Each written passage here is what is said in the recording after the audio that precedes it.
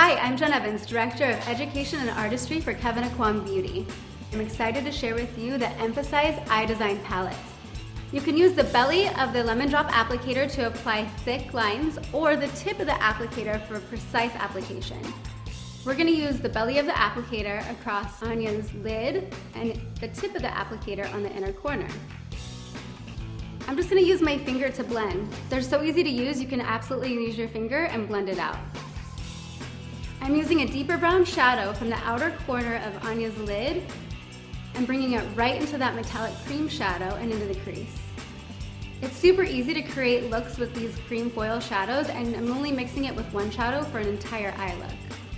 Blend the outer edges up and out to diffuse, or you can even use your fingers.